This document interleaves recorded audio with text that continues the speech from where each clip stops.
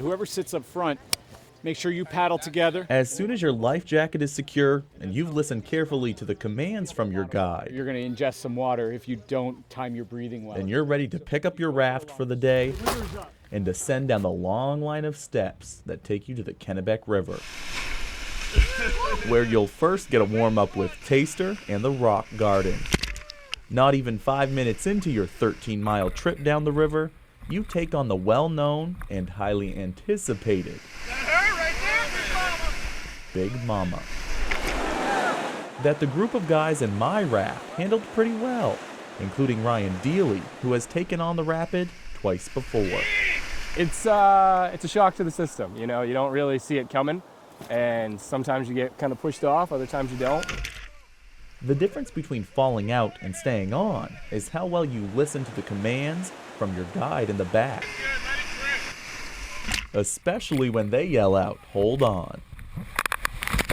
That Brent Arsenal has been calling out to the paddlers in front of him for 13 years. Doing, hundreds of trips a summer, so we get to meet all kinds of different people from all over the world. So I see different people every day, and it's great to meet all the different personalities.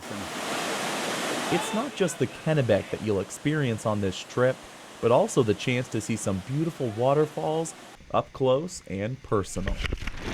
Someone who traveled the farthest to go for a swim was Magnus Miller from the UK. Gorgeous part of the world up here, so really great to be outside.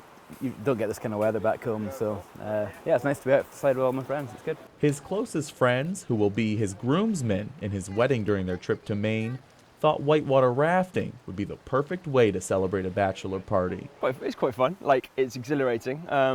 It's the right level of panic, I think, enough to exhilarate you, but you're always safe. Like it's good, yeah, great fun.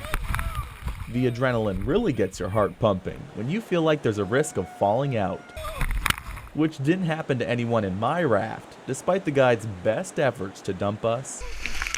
Though a wave did get the best of me at one point during the trip.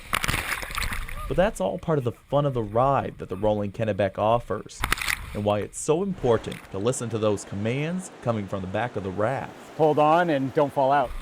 While you experience the outdoors in one of the most scenic and exhilarating ways possible. It's just a beautiful thing to get outside and be able to call it work when actually it's hard to call it work. It's just a wonderful thing to do.